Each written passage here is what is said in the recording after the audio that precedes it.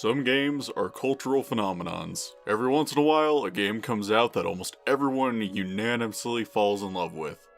And one of those games is Skyrim. And of course, because Skyrim was such a huge deal in 2011, Bethesda has decided to release this game on every single system known to mankind. And sure, they've made plenty of money off of it, releasing it so many times with some minor touch-ups here and there. So naturally, I figured I would be a shill and buy Skyrim again, on Switch, when I already have it on everything else. Okay, yeah, I am part of the problem regarding Bethesda re-releasing games over and over again. I just hate money though. I rebuy so many of the games that I love. But I forget, this is a review channel. So I suppose we will be taking a look at Skyrim. But this isn't a review of Skyrim. This is a review of a port of Skyrim. And no, I didn't rip that sentence off from Girlfriend Reviews.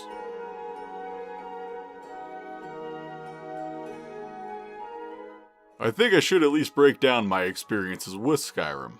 I played it shortly after it came out on the PS3, and after spending God knows how many hundreds of hours on it, I got tired of the game after seeing basically everything it had to offer.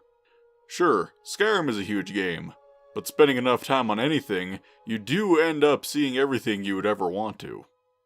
After I quit playing, I took a long break from the game. When the remastered versions came out on PC and PS4, I did play those a little bit, but nothing too crazy. But having Skyrim on Switch, well, I've kind of fallen in love with the game again. I guess I wouldn't really go as far as to say love, but the Switch version is a great addition to the list of Skyrim ports. No matter how much Matthew might hate me for paying for Skyrim again, it's a responsibility of mine to review the port. Sure, the game itself is all familiar to me, but being able to play the game anywhere is pretty nice.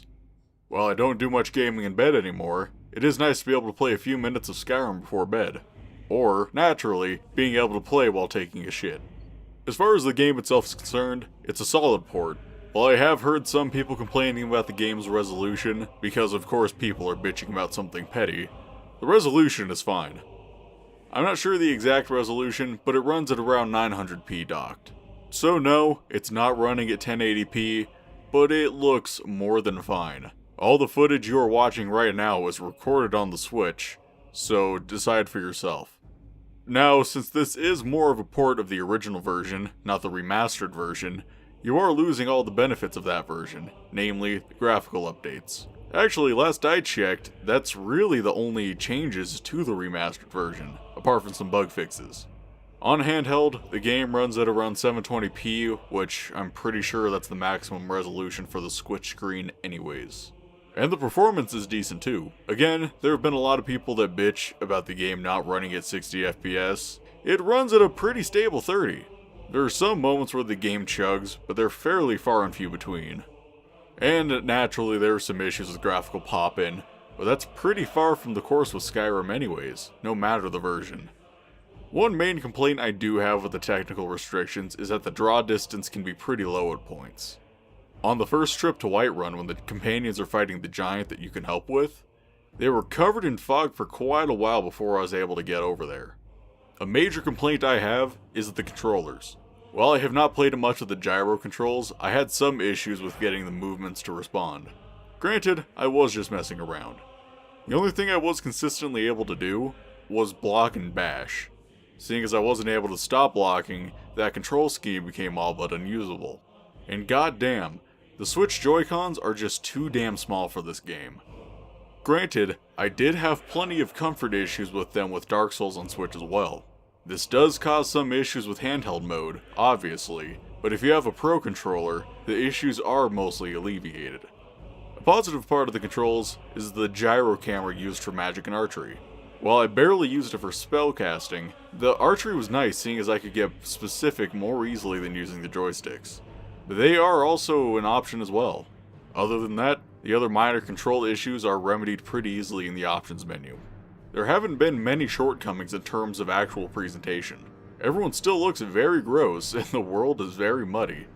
This has never been one of the most attractive games ever made, which is excusable for how massive the game is, especially for the time. And everyone is voiced by about 4 different people, so you'll be listening to the same clips and actors the entire time. Death and fire from the skies, but no real news. Then we should soon be selling arrows by the bushel. A sword is no good against a dragon. On the day of your death, we will drink and we'll sing. Good to talk to a fellow traveler. This is a very competent port of Skyrim, and it blows my mind that it's a way better version than the one released on PS3 and 360 back in 2011. And it comes with all 3 pieces of DLC, so there's certainly enough content here to justify a purchase. Just as long as you pay less than $60. Having to pay $60 for this game another goddamn time just blows my fucking mind. And I hate Bethesda for doing it like this. Also, as God is my witness, please don't release Skyrim again for a few more years. Like, maybe 5 or so years, probably longer. People are sick of Skyrim. You know what game should get some more love? Oblivion. While I think Skyrim is an overall better game, Oblivion is really good in its own right, and should be available to play on most modern consoles. The closest thing we have is playing it on the Xbox One with the backwards compatibility, which, as a concept, is great, isn't the same as playing a new updated version. Hell, imagine having the ability to play a more modern version of Morrowind. That's a hard game to go back to when you don't have any nostalgia for it. Basically, out of all the Elder Scrolls games that are available, there is no reason why they shouldn't release any of the others every once in a while. And yes, that goes for the Fallout games as well. While I am not a huge fan of Fallout, the neglect of that series is undoubtedly upsetting for fans of the series. Sorry, I'm rambling. I just hope to hell that when Elder Scrolls 6 comes out, they don't port it to high heaven and back. And it goes without saying, I will probably buy Skyrim again if they release it on something I like, even if I don't plan on playing it much. I just hate having money, and will re-buy games all the time. I mean, I've bought Dark Souls 6 times, not counting a copy I bought for a friend. And I've bought 9 or so copies of Shovel Knight. I'm not sure why I felt the need to bring all this up, but yeah, I hate money and I'm a corporate shill. Anyways, those are some of my general thoughts on the Skyrim port, and on porting everything as a concept.